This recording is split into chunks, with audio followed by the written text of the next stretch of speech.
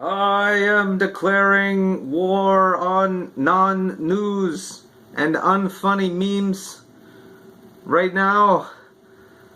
Anyway, I had Sully for any social news, and if you watch the body count report, you can see I had an ascot style bandana on, so I figured I may as well start with a good old-fashioned, one of these videos, And of course I have my kukri. I use it to open letters. It's my letter opener. Anyway, this is time for me to break down some non-news stories for you.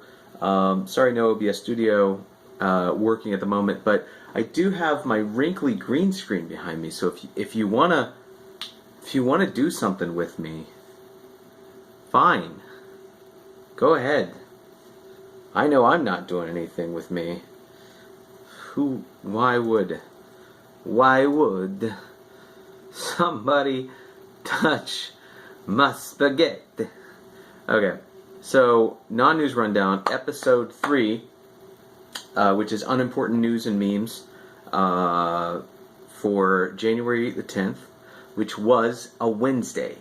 It is now dead. It can't hurt anyone anymore. It's behind us. But I think one of the best stories to come out of the news is, and if you watch the body count report, you can see why I'm talking about this.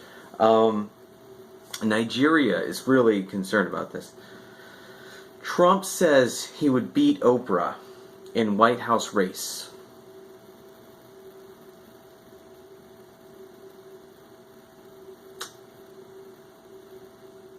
It's not news.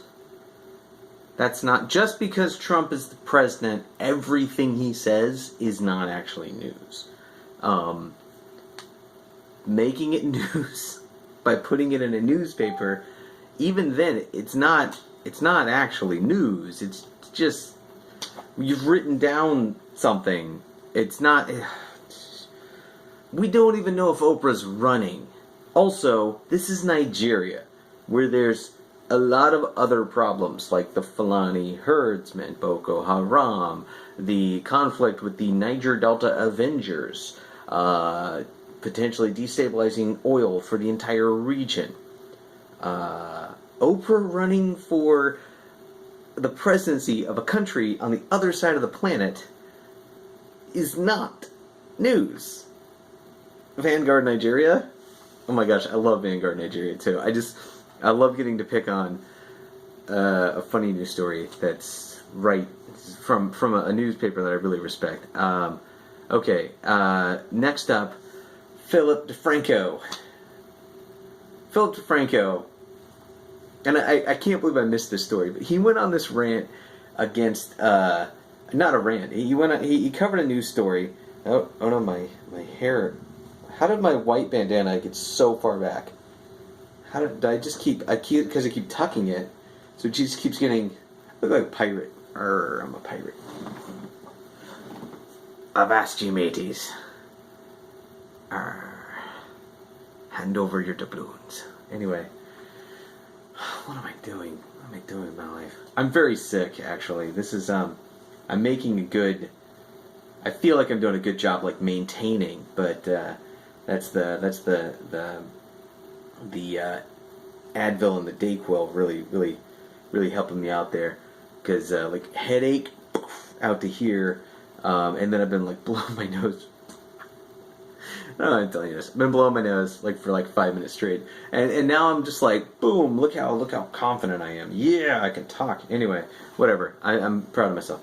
Okay, there is a story about a teacher who gets fussy in a meeting. And why am I immediately taking the side of the police in this situation? Because, not just because of my extensive law enforcement background, not just because I have a background in physical security and law enforcement, but because I know how a Robert's Rules of Order meeting runs, which is what the teacher was in.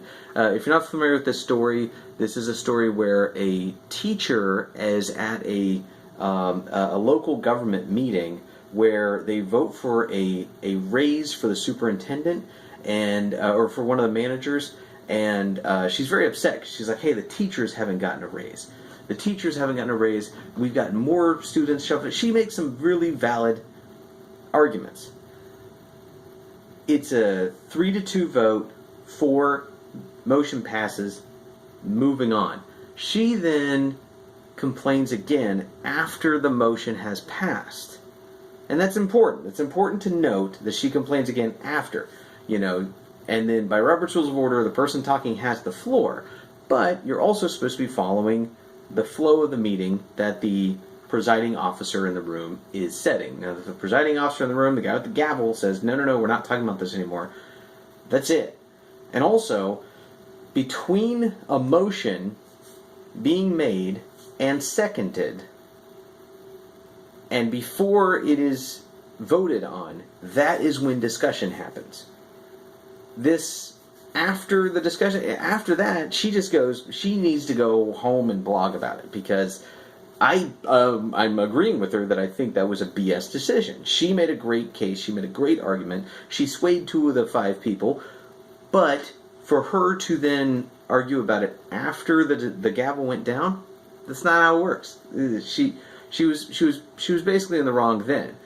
And then she gets body slammed, as Philip DeFranco said, which you don't see a body slam. You see him putting cuffs on her, and why is stated. She was not leaving. Now, if you have, whether it's at a bar or a local government meeting, and you have somebody going, I am against you, I am arguing with you, I am mad at you, and then they wait around in the hallway outside of the meeting, or they wait around in the parking lot, you've got an issue. You have a potentially threatening issue. You got somebody who's there, they have an issue with somebody inside, and they're waiting outside. You can't have that. The officer who was on duty for security for that event was in the right in trying to get her to leave. If she then refused, gave him any physical resistance, he had the right to do what he did. And we do not know what happened. Phil immediately says she got assaulted for speaking her mind.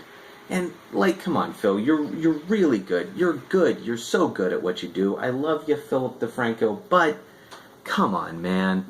You can't just ignore the fact that you didn't see what happened in the hallway. You can't ignore that and be like, I know that she spoke her mind and she got assaulted. No, man. No. You can't have an argument inside a building that you are securing. You are with the police force, you are on a security detail for this event, and then you have somebody who gets escorted out of the event, and then they are waiting outside the event, whether if she was in the parking lot, waiting for somebody to come out in the parking lot, that she would need to be escorted away. If she didn't leave, she'd be arrested. She was in the hallway. Come on, man. You're normally very, very, very responsible in your reporting, and I love that about you. That's why I am a DeFranco elite. Full disclosure. But I'm disagreeing with you on this point. Freedom of speech. All right. I really don't. There's nothing I can really say on the meme front that PewDiePie isn't saying, because he jumped on the Uganda Knuckles meme, and just really just. That's PewDiePie from the United States of America. Thank you so much, sir. Also, living meme and living meme legend, Big Man Tyrone, supports what I do here. If you want to see a picture of him rocking one of my antisocialnews.com t-shirts, not this one, a much nicer one, a new one. If you want to see him modeling that shirt for us, go to patreon.com/antisocialnews, all one word. patreon.com/antisocialnews, or you can click the link on the screen. Big Man Tyrone is my favorite meme. Also, I would like to explain to people what memes are. This is something that really bothers me. Memes are not just a picture with words somewhere around them. That's not what a meme is. There's a Facebook group on Facebook saying it's called Dank Meme. Dank Memes. You click on it, and it'd be like a picture of a woman wearing a thong from behind, and it says #DankAfterDark. That's not a meme. That's just softcore porn. That's not a meme. What's wrong with you? So like a meme is like a redundant thought or behavior, a statement that could be repurposed or changed slightly. Each iteration of it is unique, but it has an identifiable element. A perfect example is the one that I covered earlier, Pia stored in the balls. It's one of the funniest ones because you have all these, famous people from throughout history saying Pia stored in the balls. I made one just for the thumbnail of having Steve Bannon saying Pia stored in the balls. That's a meme where it's something that can travel on. It can be repurposed. Just a picture is not a meme. So I would like people to understand that something can sort of become a meme, but you can't really force it. You can't force a meme. Anyway, I think that's it. I think I gotta put a link to a Big Man Tyrone, the Patreon, and also Pewdiepie. Pewdiepie's amazing videos on this. Oh my gosh, this one has no special effects, and it's my longest non-news rundown. And I only. How is this possible? This is.